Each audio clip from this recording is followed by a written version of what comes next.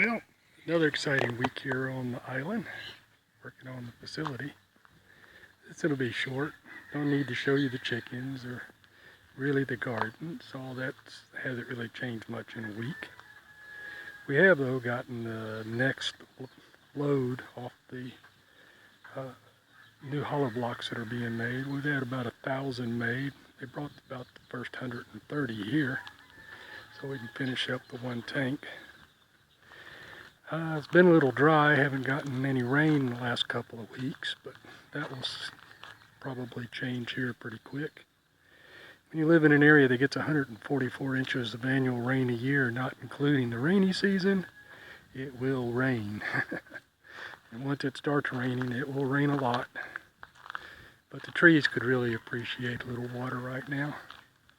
Hopefully by then I'll have all the rain gutters, the downspouts in. That's my next task. Here I can show you the facility. Let's see what the progress is this week. This is what most people are following it for anyway, so they can watch and see how this facility is being put together. And I'll be redundant and explain how things are to function in here. Probably bores some people, but new people, they might find it interesting.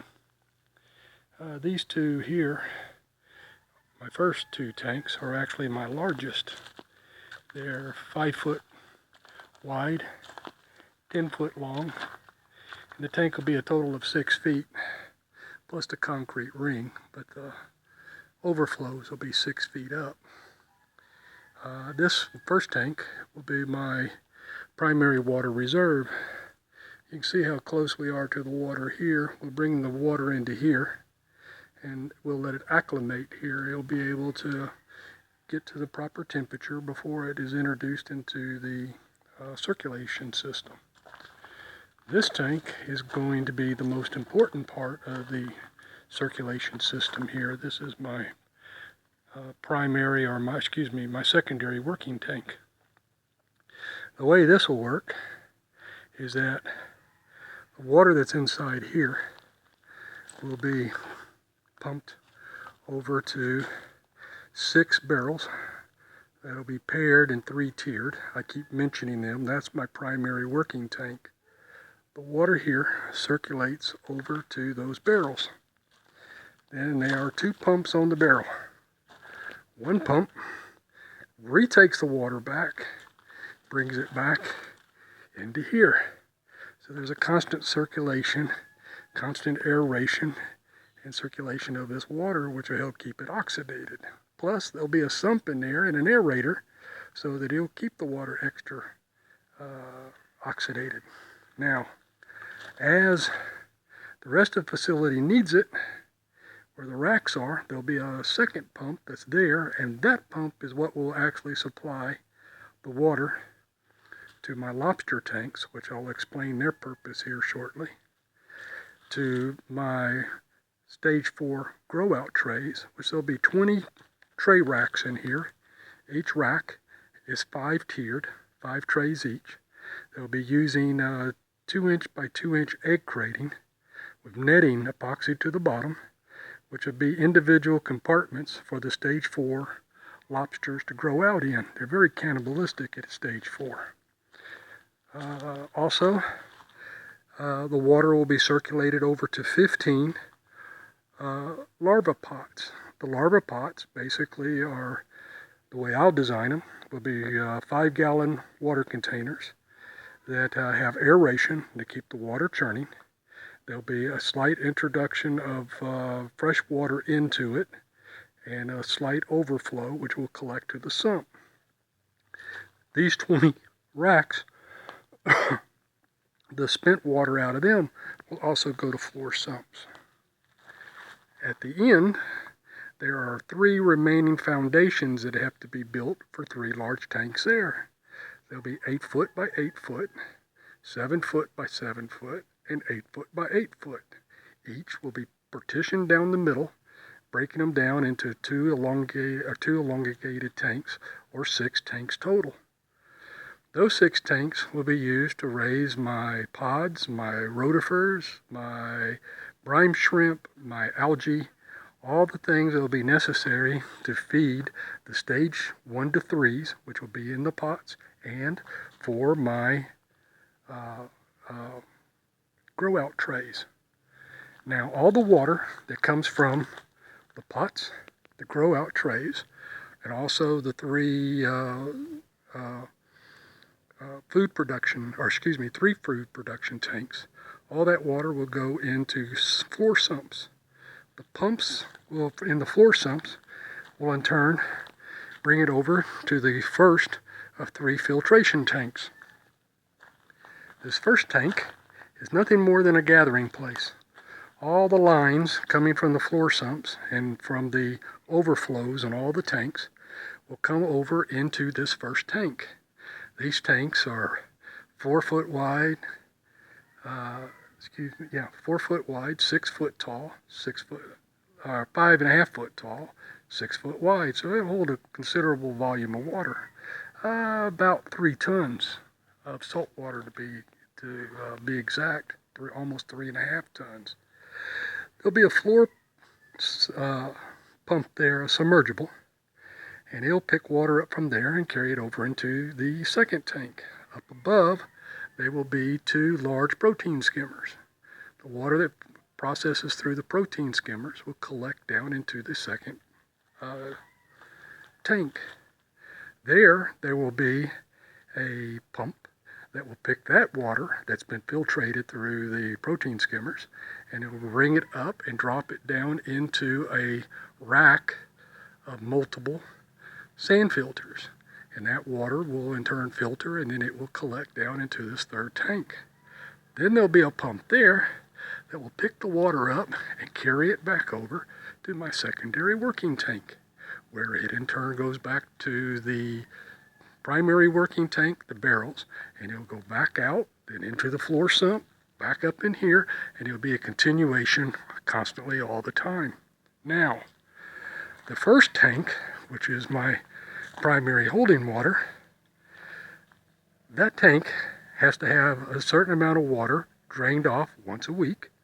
That will help with the purity of the water, keep the ammonia down, and introduce fresh water into it. And that water is why it's there. That has to be added to this tank. So that's why it has to have time to come down to the right water temperature before being introduced into my closed circulation system. Now the water that's taken out of here, when it's drained, will actually go up through, and it has been steadily processed, not only through the protein skimmers and the sand filters, but it would have passed through 2 large UV light sterilizers. So when this water from this tank is actually released back out into our drainage area, which goes back to the ocean, it'll actually be more filtered, cleaner, and more sterile than when it was first introduced into the first tank. So that will allow the guarantee that my water that I let loose from the facility is actually cleaner and more sterile than the water that it's coming from. That will keep me environmentally safe, and it'll keep the environmentalist happy and make this a truly green facility. Now I'll show you a few things, other things that have to be taken in consideration. The inside of these tanks have, like you see here, they layered a layer of cement over the top. Well, the inside has the same type of layering. Let me show you. Now, that layering, that cement, has actually had a waterproof additive added to it to help waterproof the tank. Then, on the top surface here, and on the inner surfaces of all the sides and the bottom, will be tiled. The reason for this is so that the salt water will not react to the concrete. Concrete, especially with the lime that's used in concrete, will really play hell on your pH levels in your tank. There's 3 things that lobsters in their larva state are very delicate to. One is change in temperature, change in water salinity, salt level, and also pH level. So by lining all these tanks with tile. We help minimize the contact surface with the concrete, making it much, much easier to control the pH in here and to ensure that everything stays healthy. That's pretty much it from what I can tell you right now. We'll keep working on it. About once a week I'll show you so that you can keep it going. It's getting to start looking more and more like a facility. Once these tanks are in, I built the first tray, which will be the model for the remaining 100 trays that will be used in these 20 racks.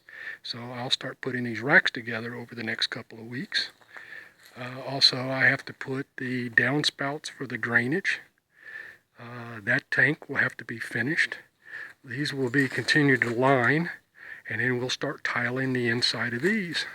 Soon, hopefully within the next month to 6 weeks, I'll be breaking into the ground, leveling all of this out smooth, and then lining out and setting all my mounts for my trays, racks, and also start placing all the floor sumps in. And then all the plumbing starts coming, and the electrical, the pumps. So it'll start getting more and more interesting as this progresses.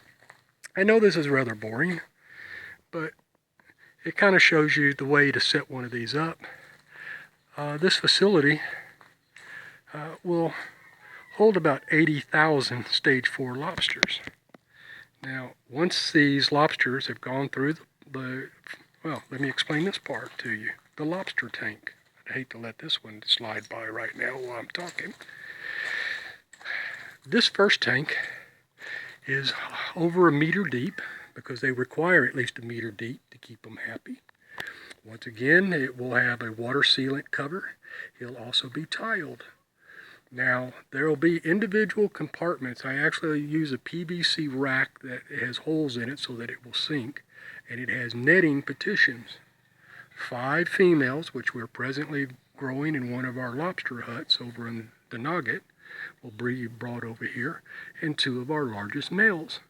So they'll be housed in this tank. This is for the breeding pairs, and this should keep them happy. I can control their temperature, give them diet, and get them to where they're ready to start mating. They'll start mating at about 2 years.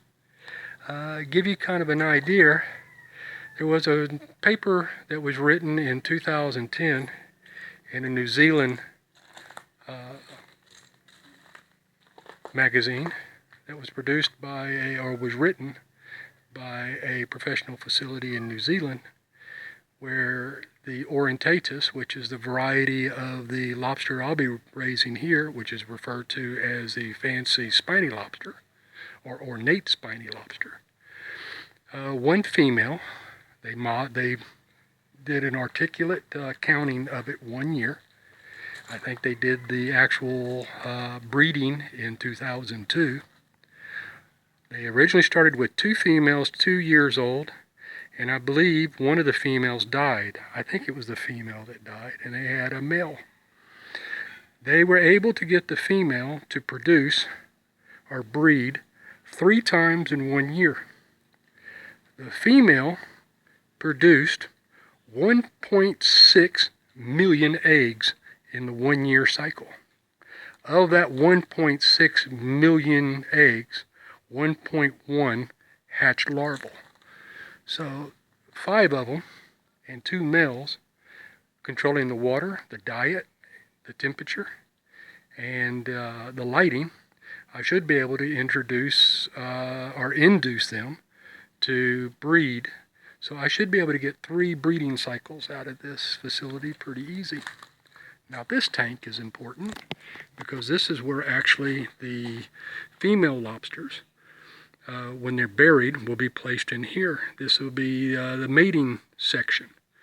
Now the male will be brought over from the side tank over here and introduced. Once they've mated, the male will be removed. There'll be a netting here, and in this area is a collection with a screen at the other side. There'll be a sump in the floor here, which will pick the water back up, run it back over here, and this water will keep gently circulating right in here, nice and gently. Now the reason for that is so to make sure, of course, proper aeration for the female, but when she starts fanning her eggs and starts releasing the larvae, they will in turn start drifting their way back over here. Now these two tanks will be primarily covered, very low lighting. Lobsters really don't like a lot of lighting, but there's a characteristic about the larvae. Larvae are a lot like moths in that they will collect and gather by a light source. So if you put a small light at the end over here and introduce it down towards the water level, when the larvae hatch and they're free release over here, they'll begin to start migrating over towards the lighting. So all we have to do is regularly keep checks on this about 3 times a day. And when we start seeing them starting to gather, we can start seining them out of here. They'll be lifted up and they'll be taken over there to where the pot racks are. They will only ever use 10 racks or 10 pots at a time, but there's 15. The reason being is so that we can introduce, once they start depleting the food out of them, we can take them out and then move them over to the next pot, which is fresh and has been given the right combination of foods being raised in the feeding tanks, and be brought back over there. Because if they have ample food, they won't feast on each other. Lobsters are very cannibalistic. And what they'll do is, if they're not properly fed, they'll eat each other, and they basically, it's like Highlander, there can only be one. They'll eat themselves down to just a few numbers. You can start off with 300,000. In a couple of weeks, they can literally be knocked down to just 1,000 or 2. Within a month, you could only have a couple of hundred. So keeping them fed and keeping them content is the best thing to do. Something else that the pots do, they have heavy aerators in the bottom, so it keeps the water in a nice gentle swirl. This keeps them a little immobile, and they'll be less likely to start trying to attack each other. Keep ample food, ample brine shrimp, pods, algae, and they'll be more than happy to eat it instead of each other. Now, once they finish from there and they go after into stage 3 and they enter into stage 4, they'll be introduced into the 20 racks. Now, they'll be in these racks for about 2.5 months, 3 at the outside most, and by then they'll start going from the stage 4 into stage 5. When that happens, they'll be removed out of here, and we have a saltwater pond right behind the facility that you can see right there.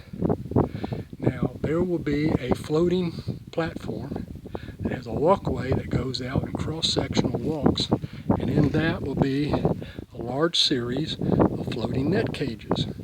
That's where the stage 4, latent stage 4 or early stage 5 lobster larvae, which are starting to become fingerlings at that stage, will be brought in, and then that's where they'll grow out from there. It's when they reach that stage that they start getting ready for market, or they get ready to start going into our own nets. Now out over here, on this outside, on the back side, we'll put large floating platforms out there with nets, and we'll be raising them there to try to get them into adult. Plus, we'll also be purchasing, we'll become a lobster buyer here and start direct marketing ourselves to the markets overseas. Now, everything here is nice, tight, and compact. We should be able to handle over 80,000 stage 4 at a crop. With luck, we'll be producing 3 crops a year. Now, I mentioned the grow out floating cages, and then I mentioned the platforms. The platforms usually will have anywhere between 10 and 14 floating nets, and those we will turn around and we'll line them all the way out around the facility, around this peninsula over here. Now I'll show you a little something here on the outside. This, as you see right here, over there, is about the most northern part of Mindanao. We are at the head of all the townships and all the cities of Mindanao. Our water is coming directly through the inlet over there, and it's coming directly off of the Pacific through the Philippine Sea and right in through here. This inlet that you see right there is actually what feeds the Surigao Straits. So the water that comes through here is very, very clean. It doesn't have the pollutants that you encounter around all the cities and the townships because it's coming directly off the ocean. Extremely clean. And that's one of the advantages of being here. We have the saltwater pond. We have access to clean, viable saltwater during the rainy season. When there is heavy runoff and the water out here is brackish and it's changed the salinity and the pH, we'll have standing water standing in reserve. As the water clears, returns to normal, we'll be able to pump the water from there and keep topping that tank. And that's the purpose of it. This whole thing will be very self-sufficient. It will be producing predominantly all of our foods here. Once they start hitting the grow-out trays and out there, we'll actually be producing tilapia and milkfish, and that's what we'll be introducing. We'll try not to actually pull off the ecology on our facility. We'll actually be growing our own. In fact, it's my intent to also own the fish that we raise here, to be able to free release them back in. Our overflow that comes off these lobsters that we cannot put into our pots, I'll take them to certain areas in the waterways around here where the reef systems are still good, and I'll free release them.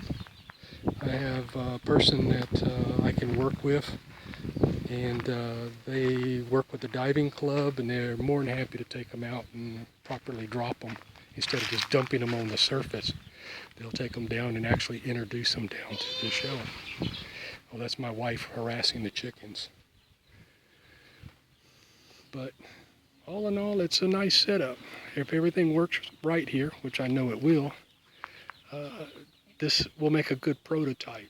This type of facility will be very easily reproduced, be extremely cost efficient, be self-sufficient, can actually be designed with the right pumping system and using solar, wind generators, and tidal generators. It can be completely off-grid, which would mean that these could be produced anywhere, even in areas that electricity is a problem. So, till next time, and as I always say, y'all have a good one now.